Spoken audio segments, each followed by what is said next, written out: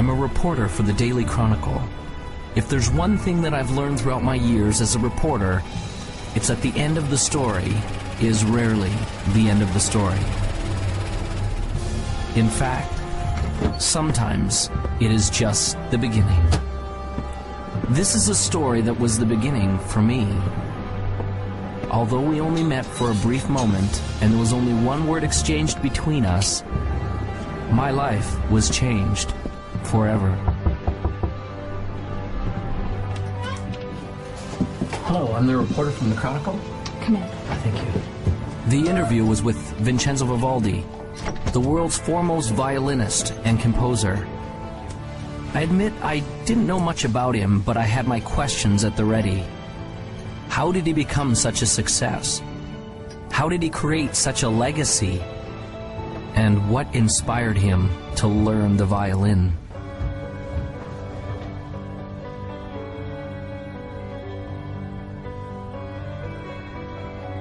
I felt as though I was stepping on sacred ground when I entered the old man's room.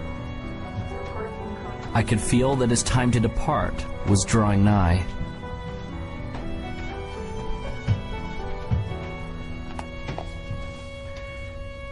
Thank you for seeing me, Mr. Vivaldi.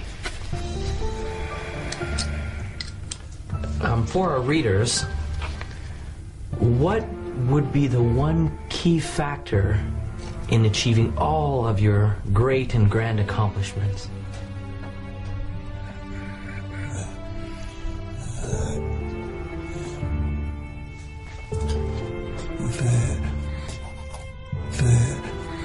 The opus.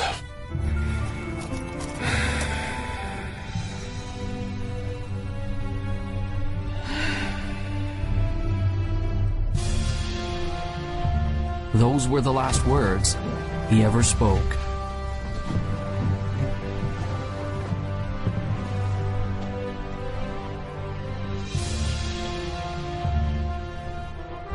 As I left the house that day, I now had a greater question than when I had arrived.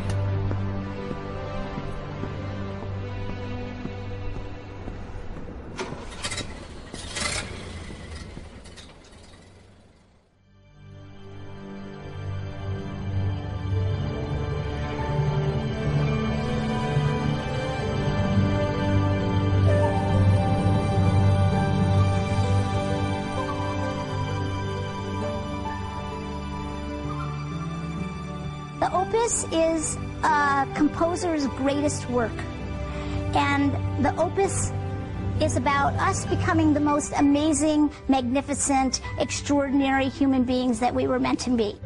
You and I are here to do magnificent and magnanimous things. You're here to create, and you're here to contribute, and you're here to connect at a high velocity. Everybody deep inside has a dream and a vision and a calling and an inspiration that they're here to do. Anyone can do this, and it almost sounds cliche. Everybody says, oh, you can be whatever you want to be, you just got to have the dream. And all of that's true. Unfortunately, it has become cliche, and people have stopped listening to it. The best way for you to predict your future is to invent it. It's up to you.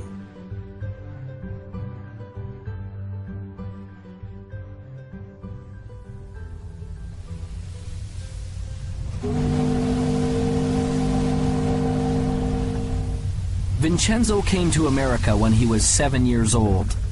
He came from the old country, Europe. When he got on board the boat that would take him to America, he had no idea he was about to encounter two things that would change his life forever. One was a new country. The other was a teacher and a violin.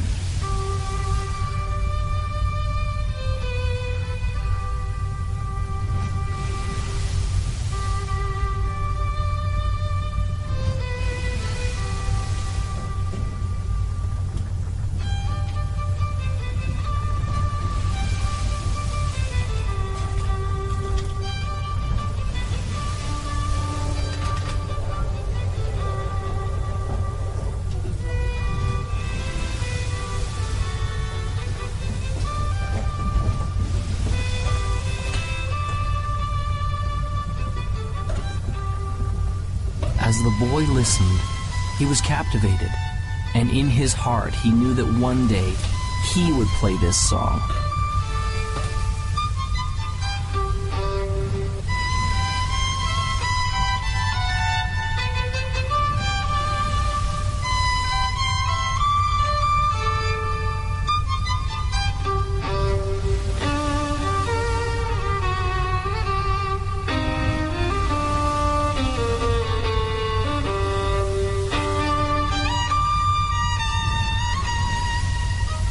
Vincenzo said that he wanted to play like that one day. Do you really believe that? Do you really believe you can? The old man asked. The young boy replied, yes. That is the key to unlocking your opus. The old man smiled and told him that he had just begun on the road to becoming great. He gave Vincenzo a notebook and told him to write down exactly what he wanted and to keep the book with him always. Vincenzo wrote that one day he would become one of the greatest violinists the world had ever known. The old man put his hand on the boy's shoulder. When you get there, don't stop. Remember, your opus isn't what you do. It will be the legacy of what you've become. Vincenzo did not understand. The old master smiled and said, one day you will.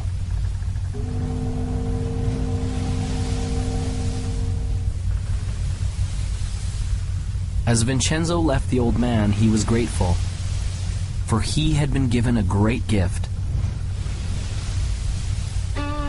And although he would never know the man's name, the man had changed his life forever.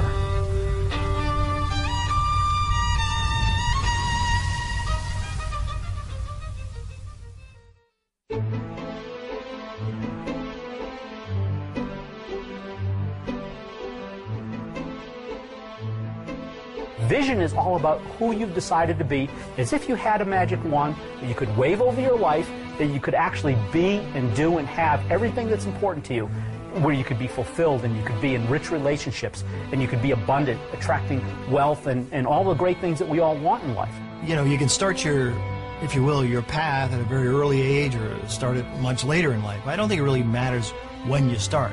But I think what you should try to be thinking about and looking for is something you just love to do, something that really gives you energy, you've got a passion, and that you feel you can commit yourself to. Some people get into vision and purpose and they make it so huge, or they think it has to be so big that they scare themselves and they almost freeze themselves. They don't come up with anything. Your vitality in life is directly proportionate to the vividness of your vision. And when you have a clear vision, magnetic things occur, and you draw into your life amazing synchronicities. People, places, things, ideas, and events start to synchronize in your life to help you fulfill your vision.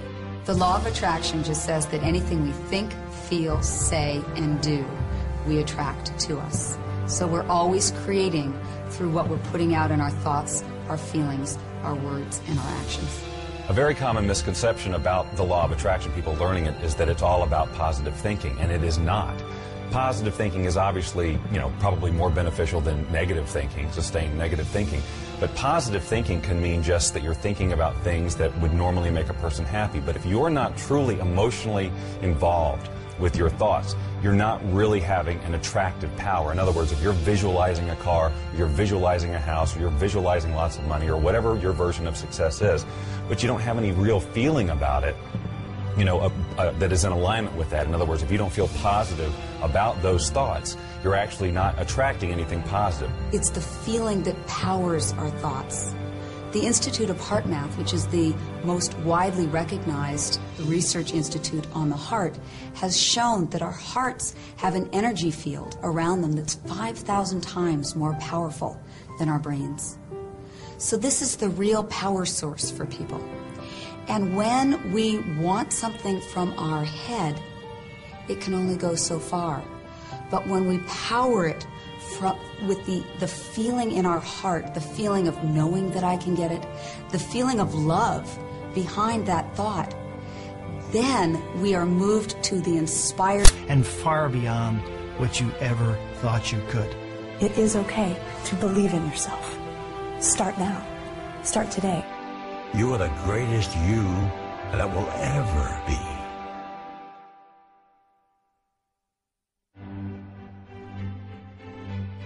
Vincenzo had set a goal. He began to see it powerfully and perfectly. It became real.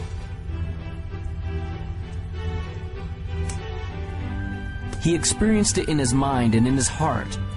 He was living it vividly as though it had already happened.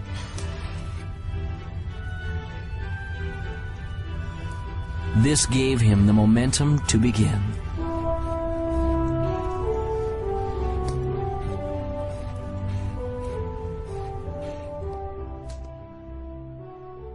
I think that the only way you can get to your goal is by having a clear vision. And I feel that that clear vision doesn't necessarily come from your head, but that it comes up from inside of you. That the more we access our gut feeling, the more that we access our core individuality and listen to what it is that's wanting to be said through us, then we have a clear vision of what we're about. The problem is most people don't really have that clear vision of what success is for them because they've never felt like they were allowed to have that vision for themselves. They always felt like they had to live in to somebody else's idea of what success is. I think one of the steps that people may not do quite properly is that first step of intention. So many times people's intentions are coming out of a feeling of obligation or I should. When I find that people really stop, which is a hard thing to do in our society, to stop, but it's the thing that is most required for us to stop and turn inward. Someone asked me one day, if you could have anything that you wanted, if you could have your dream life, if it could look any way that you wanted it to look, what would it be? And I was stumped, because I was so used to being good at responding to my difficult circumstances that I even honored myself for being able to make the best of a bad situation. So I would constantly have to wait for bad situations to come around in order to identify who I was and to feel my strength to be able to go out there and do something. And so when someone asked me, well, if you could just be on the front side of something like that and just have it be whatever you would want it to be, what would it be? And I couldn't answer the question. I thought, I've got some different kind of work to do. The only way you can get a clear picture of where you're going and to understand what it is that you want out of life, you must silence the restless thoughts that are going through your mind.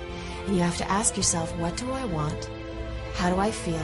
And where do I want to go? In the 1960s, President Kennedy suggested that NASA was going to put a man on the moon by the end of the decade. And NASA took the plan and they said, okay, what's success look like?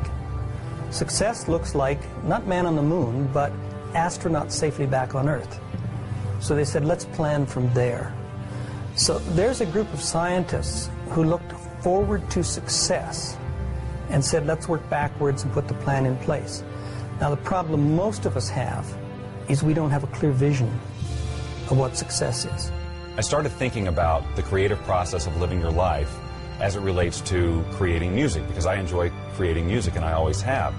And it comes back, and I saw the parallel so clearly between how the process is the same. When I sit down to write a piece of music, it's generally born out of some inspiration. You know, I don't work under the rules that you have to write this type of piece of music, it's got to be 30 seconds and it's got to be this beats per minute. You know, I have full, because I do it for fun, you know, I have full creative control, so I work from inspiration, just as we should work from inspiration in our lives. That is what should guide us. That is what it should help us to create our vision, is feeling of inspiration, not someone else's sense of passion or their likes or interests, but our own. I have a philosophy of life, and that is this.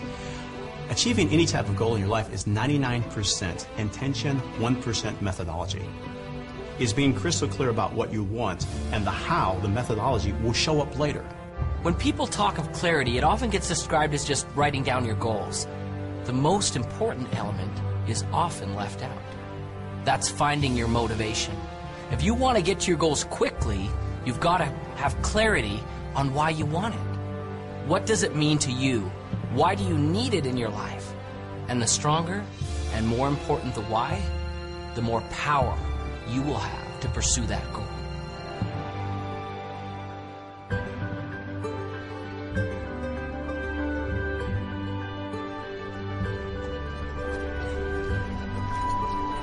Finally, the opportunity came for Vincenzo to have his violin. The moment he saw it, he knew that he had to have it. A loving mother felt the same way.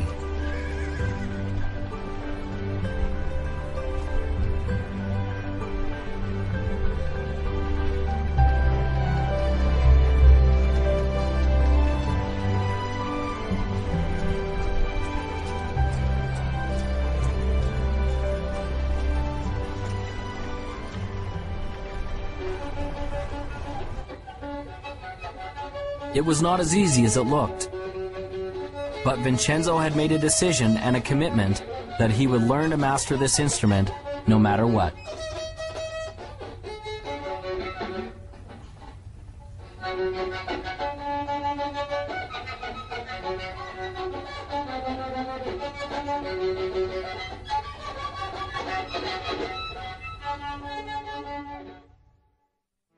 Finding your clarity starts from first setting goals, not just thinking them, inking them, writing them down, having that vision board. Put those things on your board, the way you picture your life to be, the lifestyles you want. It's okay to brainstorm it. Start with an idea, oh, I've always wanted to do this, and flesh it out. Really describe what you want your life to be. You may find that it evolves even as you write, and that's okay. Take the time to decide what you truly want, because it isn't until you do that that you're going to be able to stabilize any sort of vibration around it from a law of attraction point of view to attract that into reality. When you're in the achievement process, what is your greatest moment? Some people think that it's when you're at the finish line, or at the top of the mountain peak, or when your bank account has finally reached that bulging, overflowing amount. If those are your goals, then those moments when you get there may be exciting, there's no doubt about that. But that isn't your greatest moment. Your greatest moment can be measured by 3 things that make it great. What moment will have the longest effect on your future life? What moment will carry the greatest future consequences? And which moment will have the farthest reaching impact on you and those around you? Your greatest moment, therefore, becomes the moment that you decide. Decision changes everything.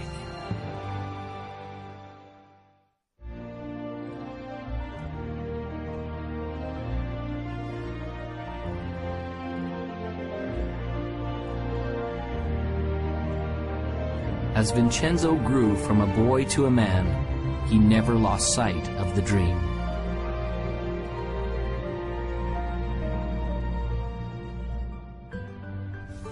Vincenzo worked and saved his money to pay for lessons for his violin. He's doing it again. Thinking about everything except what he's supposed to be doing. There were those who told him that his dream was impossible, that it could never be achieved. Still believes he's going to be famous. Ladies and gentlemen, the famous, one and only, time-wasting, daydreaming, broom pusher.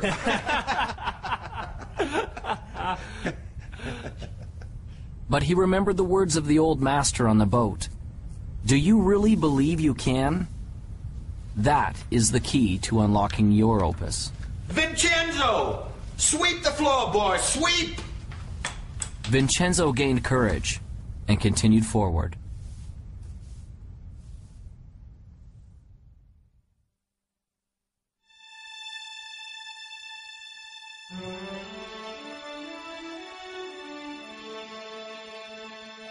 How do I get started? You just get started. Most people wait. They're waiting for their time. Wait till I know more. Wait till I do more. Wait till I learn more. Wait till my time is right. Your time is now. So just get started. You can't sit on the couch and eat potato chips and expect things to happen. You visualize and you materialize, yes, but you must act. A mediocre plan today is far better than a perfect plan tomorrow, because tomorrow never comes. We all know that New Year's resolutions last 30 days or 3 weeks or 3 days or for some people 3 hours. And that's a result of this great commitment. And what I want people to do is to step back and, interestingly enough, to essentially dial it down. Focus on what you can do, not what you could do. If you can't get the big picture, start with the small stuff. A decision isn't something you take lightly. It isn't a wish or simply saying, I'd like to. There will be no power in it until you say with clarity, I will do it, and attach that commitment to some action. What will you do to get things started? I'm a big believer in planning, partly because my first career was in the television industry. And if you don't plan a program, you're asking for a disaster. That's not to say that you set a plan down that's absolutely rigid. but you put a plan down that you can then change and adjust as you need to when you're going through the production. Same thing with the writing of the music. I start with an end in mind in terms of how I want to feel, but I don't have every note already written in my head. That's what makes this process so fun and creative, because the minute you feel like you have to go here because that's where you said you were going to go in the first place, the song has to sound like this because that was my original vision, you cut off all sorts of possibility. You don't have to know everything before you get started. Top achievers never have all the answers, and they also don't wait for all the answers to come until they get started. They just get started. They don't let questions paralyze them. They understand how to face the unknown and have the courage to do new things without all the answers. They know that the answers will come, and they adjust their course with each step forward that they take. Most of the answers come in the action, not in the calculating. You've got to learn that too. When you're up against the unknown, remember this phrase. Top achievers are not perfectionists. They're improvisers. Get started. It's hard to start. It's scary. And I know I've seen in my own life that some people they're just waiting for everything to be perfect. There is no perfect time. You never have a perfect plan. But you need to move forward. If you're convinced and you're passionate, it will develop. Have some faith. It can happen. It will happen. You got to stay positive, but you got to keep moving forward. And you got to keep moving forward knowing you don't have all the answers. I wanted to be a fighter pilot my entire life, but back in 1986 there was an experience which pretty much dashed my hopes up against the rocks. Back in 1986, the movie Top Gun came out, and you'd think that would be a source of motivation for me, but really what it was everybody else at that point now wanted to do the same thing that I wanted to do. Everyone wanted to become a fighter pilot because they all wanted to be just like Maverick. And what I knew back then was I was a pretty average guy. I knew that the people who were ahead of me were smarter, faster, they were stronger, and I thought, man, I'm not going to be able to do this anymore because all these people now want to do what I want to do. You know, we're being honest here, so I'll just tell you, I mean, I failed kindergarten. And I don't know if you know what it takes to pass kindergarten, but you basically need to be able to stack blocks and not eat glue, okay? I mean, that's pretty much about it. So I failed kindergarten. I know that I'm a pretty average guy, okay? And I look at all these people who are ahead of me, and I'm thinking, man, there's no way I'm going to be able to make it. But, you know, I followed through with my dreams, and I pressed on. And what I realized through that experience was that I may have been in the 5th percentile on the bottom, but the 95% of the people who were above me never took any action. Often people have a great idea, and they get excited about it, and they go, wow, I'm going to go do this. But you know something? They don't do it. They think about it, they get excited about it, maybe for an hour, maybe for a day, maybe even for a week or a month, but it dies. They don't take action. They're really not committed. They're really not passionate for it. It's like a passing idea. And so one of the things to be successful, one of the most important things to be successful is, okay, you've got a dream, you've got a vision, you've got plans, and now you've got to go for it. If you believe in something fully, you take action. I always tell people the last 6 letters of the word attraction spell action, and most people are focusing on this part and they're not doing the doing this. So when you believe that it's going to happen and you're visualizing clearly and you're holding all that energy, what will happen is you'll start attracting to you not necessarily the car, but opportunities, strategies, resources, books, etc. that will come into your life. If you don't take action, you won't get the results. You must take action. It may be very small, it may be very big. It's what I call inspired action because it's something that's coming from within you. You get a little knock at the door that says, attend this seminar, go to this movie, buy this particular book, whatever it happens to be. Your part in this co-creation process is to do it. I was successful, really, in a lot of ways, just because I went and did it. I took action. And so you're sitting here today, you've got a dream, you've got a goal, you've got an aspiration, you might have an invention, $1 million idea. And what's sitting between you and the execution of your dreams can be simply summed up in this: take action, implement. You grab the bull by the horns, you put the throttles up in afterburner, you live your life at the edge of the envelope, and you will be successful.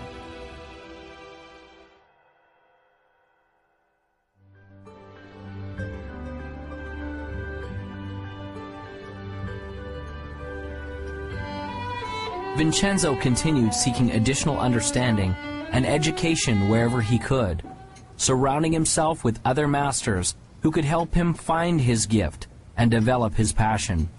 This required effort and work.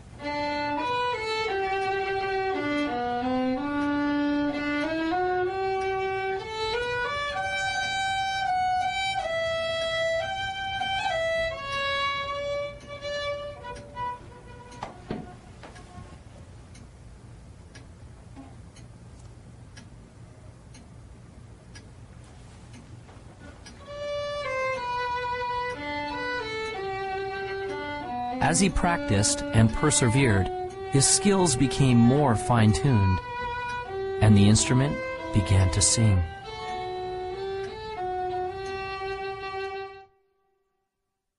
Whatever you want to do, whether you're an athlete, whether you're in business, whether you're a pilot, if you want to be successful, there are heroes, there are masters, there are people who have been successful before you who will be willing to teach you how to get where you want to be. You don't need to fly solo in this life. If you have any goal that you want to achieve in your life, the first thing I would invite you to do is surround yourself with people who believe in what you do. And sometimes those people, they're not your family, they're not your friends, they're not your coworkers. You actually have to create that. You have to create your own, what I call your own mastermind, your own board of directors of people who will support you. My adage is that if I'm ever in a room with 5 people, I want to be the dumbest one in the room. I don't want to be the smartest guy in the room. I want to be the dumbest one in the room. If I'm the smartest guy in the room, then I'm not listening to anybody. Then I think I already know it. Then I think they're not capable of teaching, training, sharing, or giving me anything of value. But if I think I'm the dumbest one in the room, then all 4 of them are brighter than I am. And I can learn from any one of them. And what that causes me to do is to shut up and sit down and get a chance to learn, because most of us are talking so much, we aren't listening. I like the idea of modeling other people's success up until the point where you reach something that, hey, this isn't me. It's not me to model this guy like that. Because if you try, it will not work. You'll send out this really weird field of resistance and things will not work for you, no matter how successful that other person is. So I model lots of people, but not one particular person. I will look for things that they do and then say, I can incorporate that into my plan for sure. This guy over here, no, not so much. This is where I leave him and go to somebody else.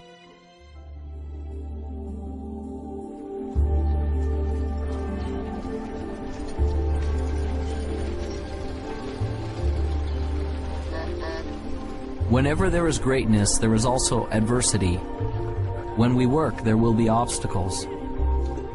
Vincenzo's obstacle came when he turned 17. One day, as he was walking to his teacher's to practice his violin, he found that his vision began to blur.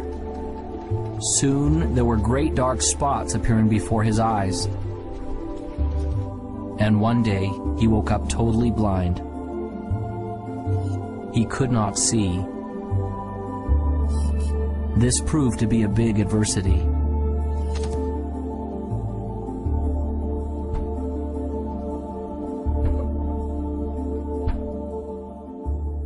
On March 10, 1981, I thought I had the world by the tail. I was Mr. Egotistical. I was self-centered. I was center of the whole universe, and so I thought. I was very successful. I'd gone into the life insurance business, making a lot of money. Had a nice home, had a nice car, had a wife. You know, I was living the American dream, and so I thought. And then I went and bought myself an airplane. The next day I took off in that airplane for a little pleasure trip just to check it out. Then in that day, my whole life changed. I had a power failure. When I was landing, the engine failed. I had some power lines and crashed. I was just entering my senior year, and I wasn't really going out much. We had moved to a new town, and I was feeling a bit awkward in my skin. I went out, and I met someone. I thought, oh, he's the one, and ended up pregnant in my senior year.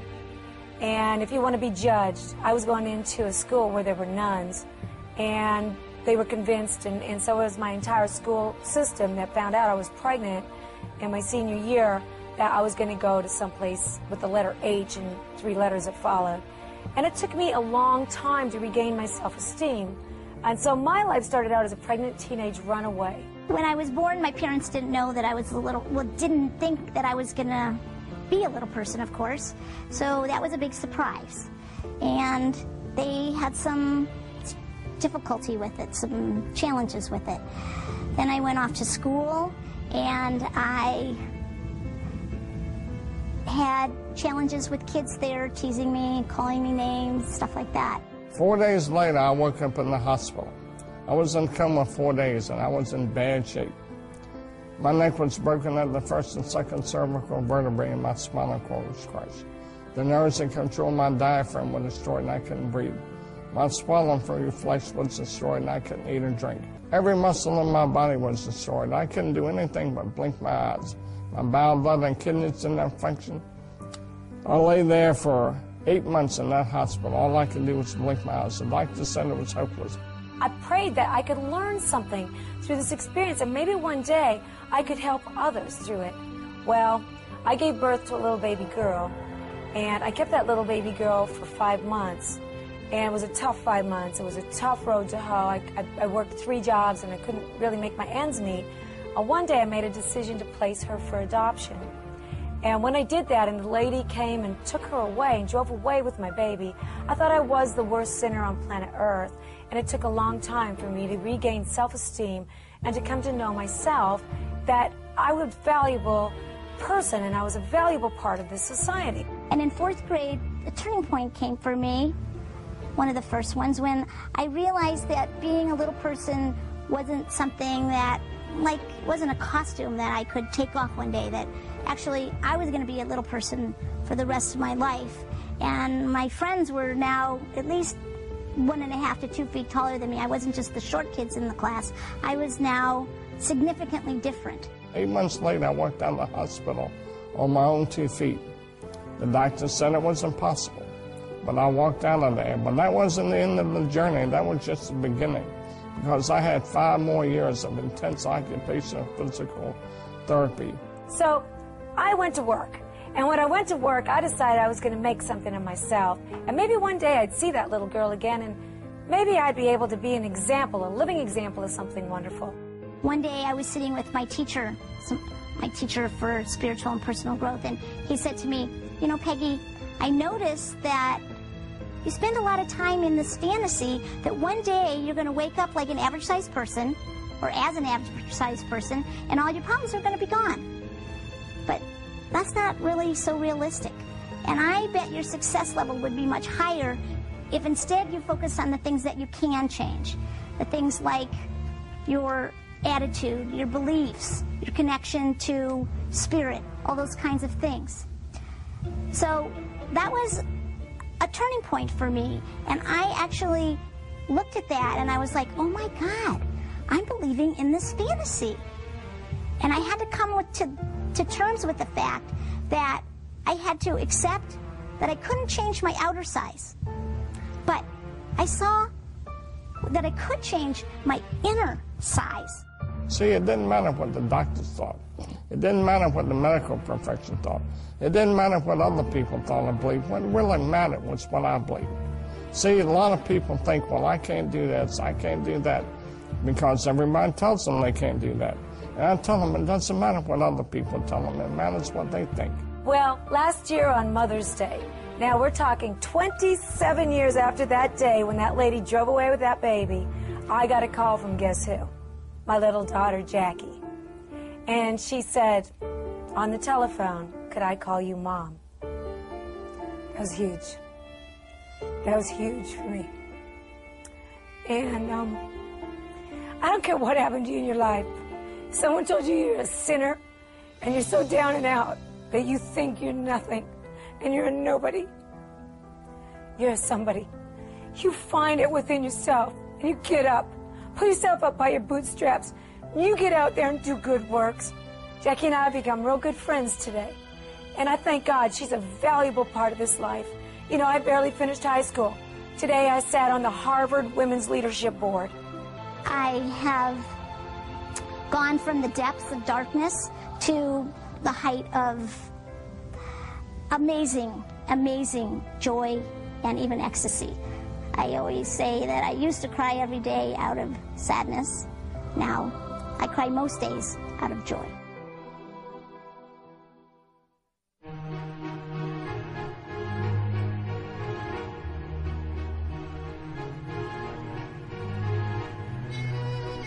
Vincenzo continued to practice his instrument. But it was much harder now the music didn't come as easily. Often the notes didn't sound right. Often the people near him told him he was failing. He began to feel like he was failing.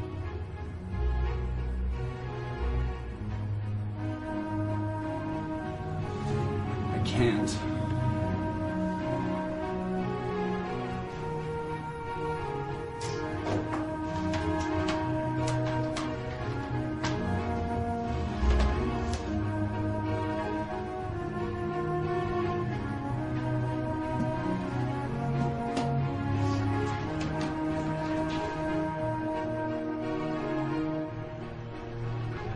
Vincenzo had given up.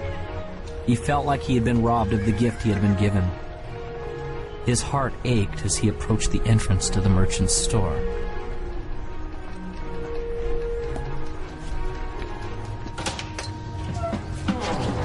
Hi, Vincenzo. What a surprise. What brings you here? I'd like to sell my violin. Those were the most painful words that he had ever spoken. Are you certain about that?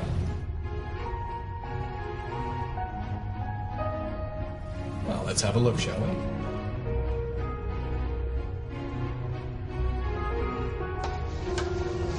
Oh my. Isn't this the same violin I sold you many years ago? And you want to bring it back to me? Yes, I do. Well, I'm certain you've kept it in a fine condition. But I really have to know that it works. So, would you do me a small favor, Vincenzo? I wonder if you would play a little bit for me, Vincenzo.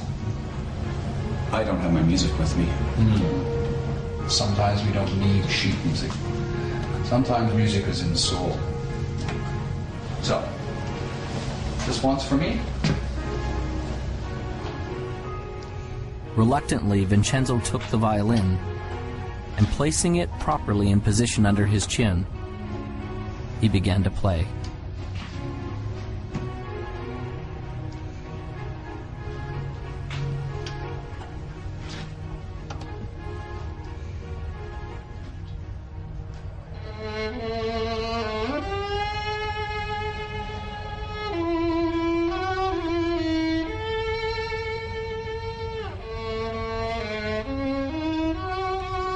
He began playing slowly at first, until his heart began to play the notes. As he did, something magical began to happen. He began to feel the power of the music once again.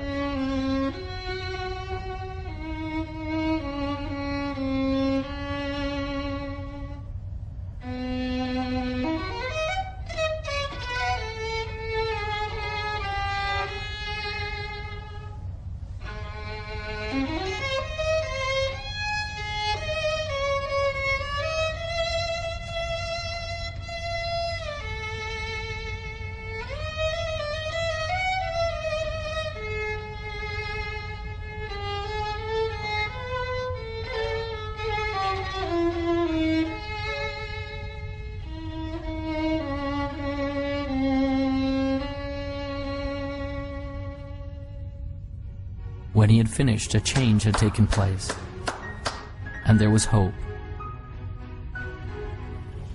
I can't sell you my violin. I thought as not. You keep the violin, Vincenzo, and play, all right? Vincenzo left the shop with a resolution that he would never again give up on his dream.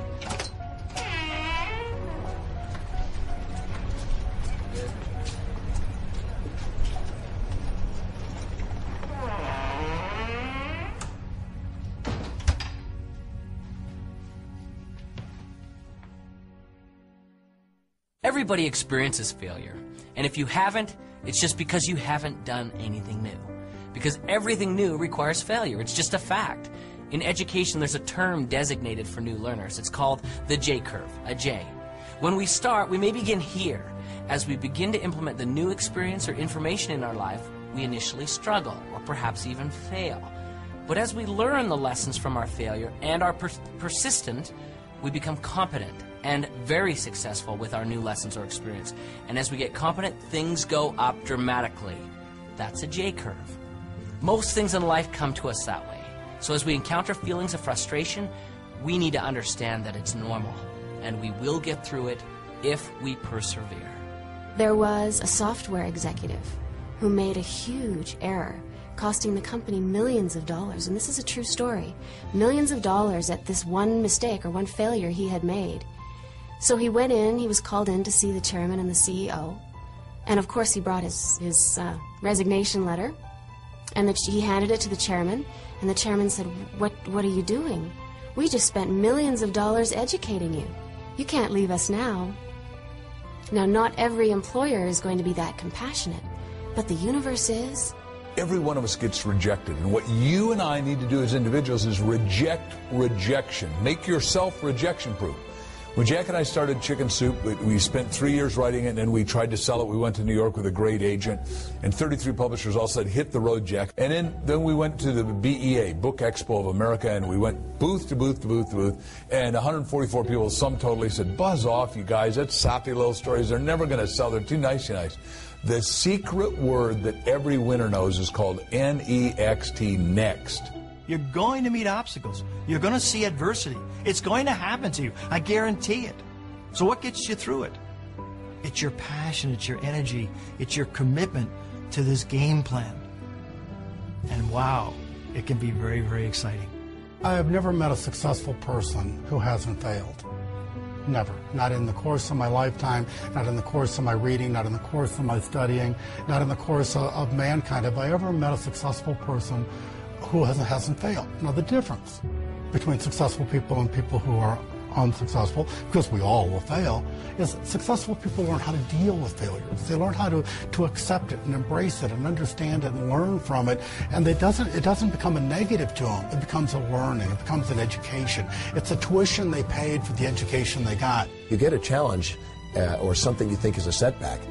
It's only a setback in your initial perception, and only when you don't stop and look at how it could serve you. See, the master is the one that takes whatever happens in their life, supportive or challenging, and asks how does it serve them and their mission. Because it's never what happens on the outside, it's always how you perceive what's happening on the outside. So if you can take a challenge and you say, okay, so how am I going to use this to my greatest advantage, and what are the benefits that I'm going to get from this, and how is it going to help me fulfill my highest values, and how is it going to actually give me a step forward? If you ask that question and answer that question, it's not an obstacle. An obstacle is only when you've chosen to see only the drawbacks without the opportunities. Some people are so worried about failing, they don't start. And so one of my friends says, you don't have to get it perfect, just get it started. And then in the process of doing it, you will learn. What is failure? That's easy. It's not trying. It's not getting in the game. It is thinking about it and not doing. You know, you cannot fail if you try, if you get into the game. You know, I like to use the analogy of a missile. When I shoot a missile off of my airplane, all missiles initially, they just come off straight. And any engineer will tell you that a missile actually requires mistakes. It actually requires errors in order to become successful at hitting its target. And so as a missile comes off the airplane, if you got a plane that's going in this direction, the missile comes off and it sees that the airplane that you're trying to shoot at is going this way. It sees that it needs to correct that way, and it makes a correction. Then it makes a smaller correction. Then it makes a smaller correction, and next thing you know, it hits the target. The same is true with us. You know, we've all got dreams. We all have a target, and we all have goals. A failure-minded person goes down the road towards their goals. They hit that first obstacle, and they go, I'm a failure. I always fail. And they turn around and they give up their dreams. A success-minded person hits that first obstacle, and they go, you know what, I'm going to be successful, and they make a correction just like that missile. They hit the next obstacle, and they make a little bit other correction just like that missile. And next thing you know, they find that they've zigzagged their way to their target, to success. When I was learning to walk, my parents didn't say, oh, Jack failed after 7 tries, let's give up. They said, just, you know, keep coming, boy. However long it takes, you're going to make it. And for me, I've read so many stories about, you know, Thomas Edison, who had 10,000 experiments to invent the light bulb. And when someone said, you failed 10,000 times, he says, no, I never failed once. He said, I invented the light bulb. It just happened to be a 10,000-step process. You're going to have some setbacks in life, some challenges, some difficulties. And those are the days which really test what happens. Maya Angelou says it like this: if there's something in your life you don't like, change it. But if you cannot change it, change your attitude. That is why it's critical for you to work on your attitude and thought to have a reservoir from which to draw from before you need it, because you're going to have some days which test you, which try you, which really push you to the edge. And those are the days that you need to make sure that you have a positive outlook, a positive in-look and a positive uplook, that you are thankful and grateful for all things, even the challenging things, because it is through the challenges that we grow, that we stretch, that we start to become all that we can possibly become. In our society, so often we focus on problems and obstacles and challenges and failures, and those kind of things paralyze us. They cause us to stop because we can't really see beyond that. But the truth of the matter is, if we look carefully, we'd see very clearly there is no such thing as a problem. Everything is a puzzle, and there are answers to puzzles. So when you run up against something that you're not sure of, doesn't mean it's a problem, doesn't mean you can't get around it. You just need to find the right answer for that puzzle. I've decided that every single thing that happens is a success. Everything. There's a learning experience, maybe I achieved whatever the goal was, but I'm going to go after something else. I just learn, grow, and go.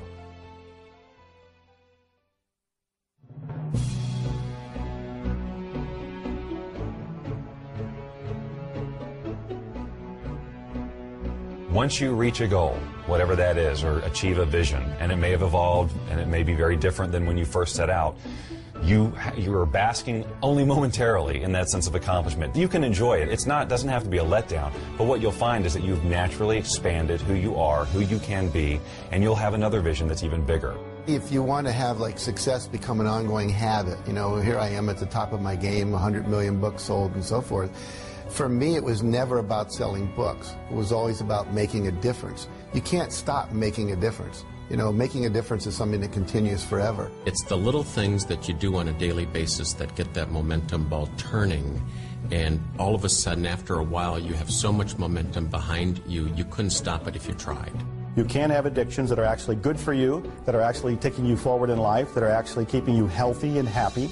And success is one of those. When you start tasting success, you want more of it.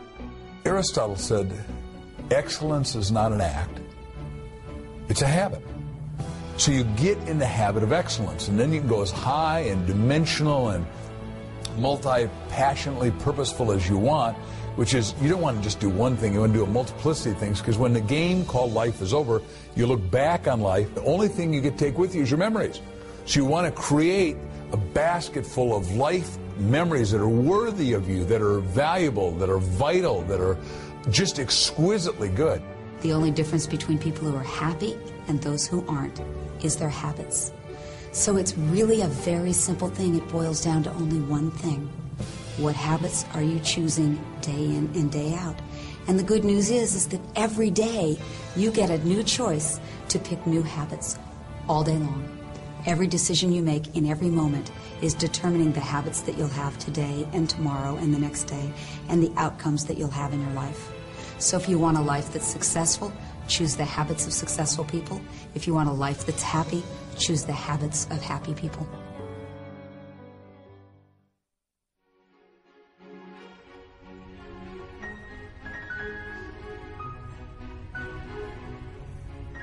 Thank you all for coming tonight. It's a pleasure to know you're out there. I'm going to be playing at Peace. Slowly, Vincenzo was offered opportunities to perform his music at local venues. Although these locations were not ultimately where Vincenzo wanted to be, he poured his heart into each of these performances. Each of them was a step in the right direction, and he let his passion shine through from the beginning.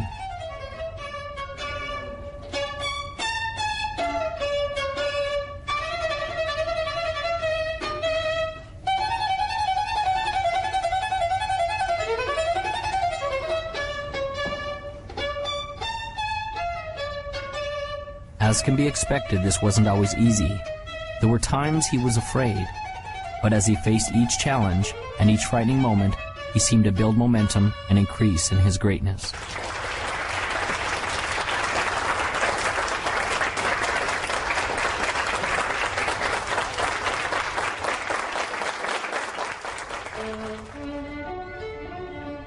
Vincenzo gained a reputation as a passionate musician, and his gift grew. Doors opened for him to begin to play with other masters. Soon Vincenzo was playing in the most grand concert halls of all.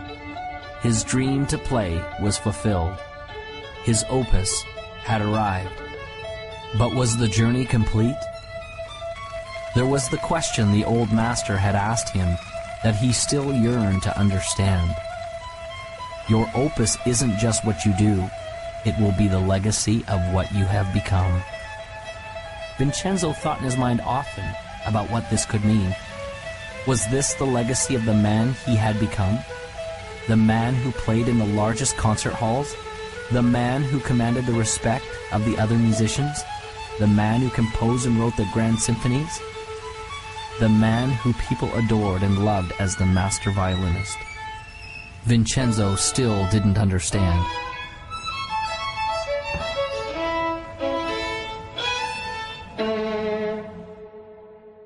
I think we have in our own DNA, sort of this need, if you will, of assisting others and helping them move forward towards their own goals or vision.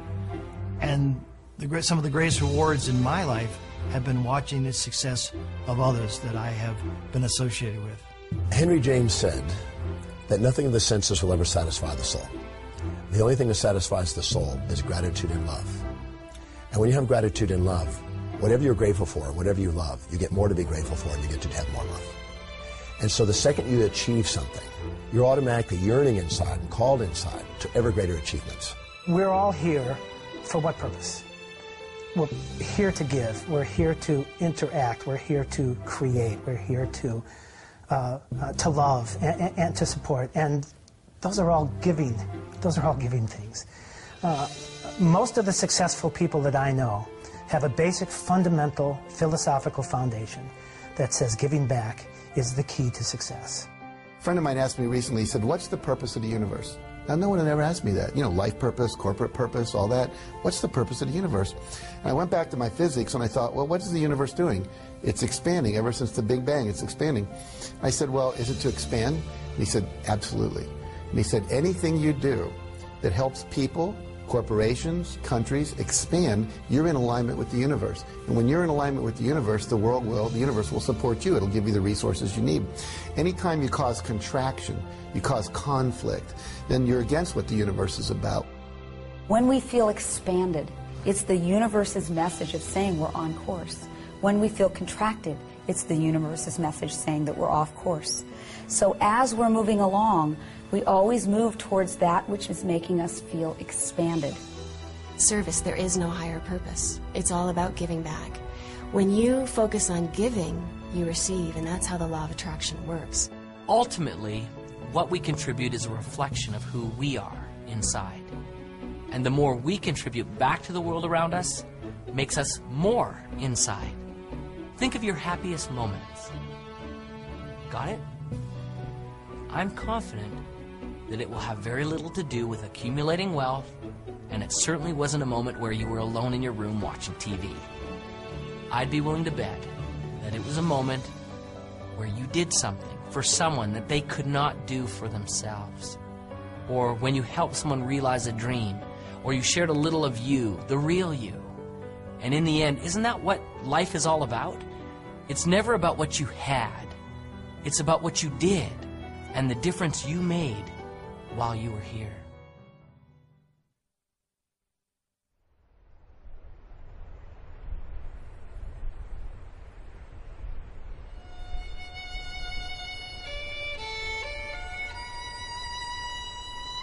Your opus isn't just what you do.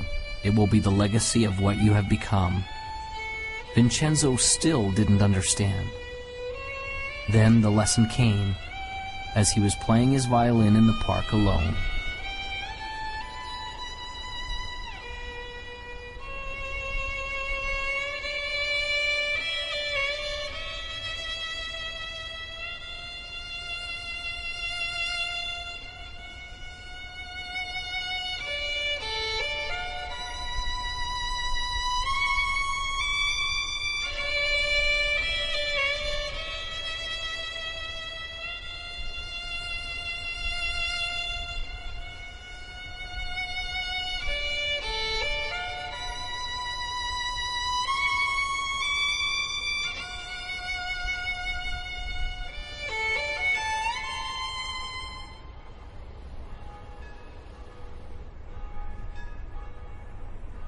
And so Vincenzo passed along the message that had changed his life.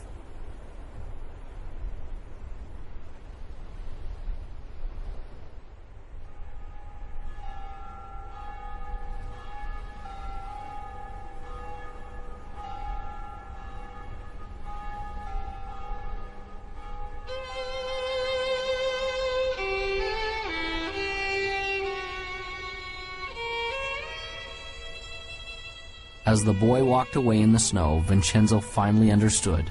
It was almost as if the voice of his old friend the Master came to him. Remember, your opus isn't just what you do.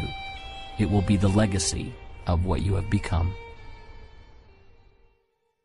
Imagine, if you would, a hot summer day in the year 1944. Campus, Morehouse College. Dr. Benjamin Mays, the president of the college, sits at his desk. There's a knock at the door. He says, "Come in." He sees the door swing open, and a man and a teenager are in the doorway. He runs to grab the hand of the man, Martin Luther King Sr., Daddy King. Daddy King steps in and says, "Dr. Mays, I'm not going to take a lot of your time. I just came to introduce you to my son, Marty." We call him ML. His real name is Martin Luther King Jr. He's 15. He's going to college here in the fall. Very bright boy. But he's missing something, and I need a big favor. No, I don't need tuition that's bigger than that. No, I don't need room and board that's more critical than that. I came to ask you, would you teach my son how to dream? Please teach my boy how to dream. And Dr. Mays gave young Marty a piece and said, "Young man, read this piece every day, and it'll change your life." And he read it, and it changed his life. And I got hold of it, and I started reading it, and it changed my life. It's so profound, yet so simple. It simply reads, "It must be borne in mind that the tragedy of life does not lie in not reaching your goals. No, no, no. The tragedy lies in not having a goal to reach for. It is not a calamity to die with your dreams unfulfilled, but it is a calamity not to dream. It is not a disaster to be unable to capture your ideals, but it is a disaster to have no ideals to capture.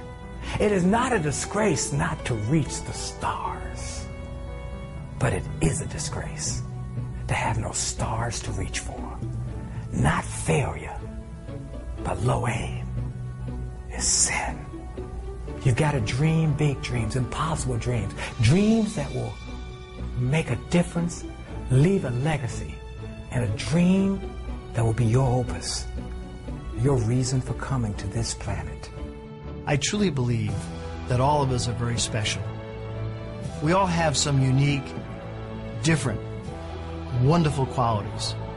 We shouldn't compare ourselves to others and say, well, they're so much better. We need to find our own special gifts. And as you find those gifts and you become passionate about those gifts, you move towards those gifts and take action. So if you've been watching the Opus, the time is now to take action. No more praying, no more wishing, no more hoping that great things will happen to you. Move forward. Take action. Become successful. We are all creating our own opus. We will all leave that legacy. You come to the end of your life knowing that you have lived from the inspiration of your heart and that you've lived a life of love and of joy and of happiness. Because I tell you, you can achieve success in life, and that doesn't guarantee happiness. We have to come from love and from that inspiration of why am I here, and you'll be happy and you'll be successful. You know in your heart that you want to do something. It might be open a business, it might be open a service, it might be write a book, it might be do any number of things. It's unique to you, but you haven't done it yet. You now have the beginning of some motivation. Your heart is pumping a little faster. The sweat is on your brow because you are excited about this. I want you to take action. I want you to go out there and do something. I want you to dare something worthy. I want to be able to say at the end of my life, did I do everything I could with everything I was given? I want to be able to say absolutely. So it's never done. As long as you're green, you're growing. As soon as you're ripe, you're raw. The joy in your life, the passion in your life, and the success in your life will come when you're brave enough to say, this is me, and then go be that person. Most people tiptoe through life hoping they make it safely to death. And life is more than that. It's more than just tiptoeing from the time you're born to the time you die, making it from day to day. It's much more than that. but yet most people never realize that. I know that I'm not just a body and a personality, that there's something much, much deeper and greater and actually magnificent inside of me, something extraordinary. And the more that I live from that place, the more that I'm able to see inside of other people that they're extraordinary, that they're awesome, that they're amazing. And the more and more I live from that place, the more I see that each moment of my life is amazing and magnificent. That is the gift that's come out of my challenge. That is my opus. Now you have the tools. You have a vision. You believe you can do it. You're clear and you know why you want it. You have a first action to get started with. You know where to go for help. And you know failure can't stop you, only slow you. You are the composer of your life. And your greatest moment is before you. It is decision. What will you decide to do now? What will your opus be?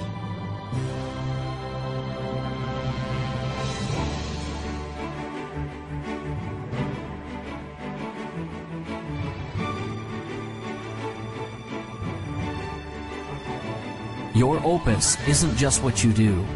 It will be the legacy of what you've become. One of God's greatest requirements with lasting success is to teach the man who possesses it. To teach him about himself and to allow him to contribute what he has been blessed with back to the world. Vincenzo's music was a great gift to all who heard it. But the true gift was in the legacy that he created in another. This was truly his opus.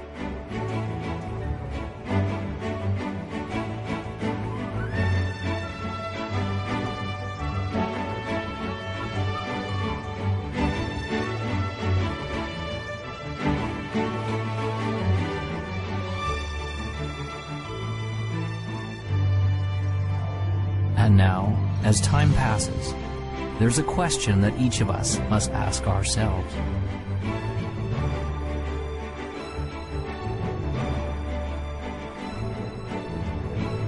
What will your opus be?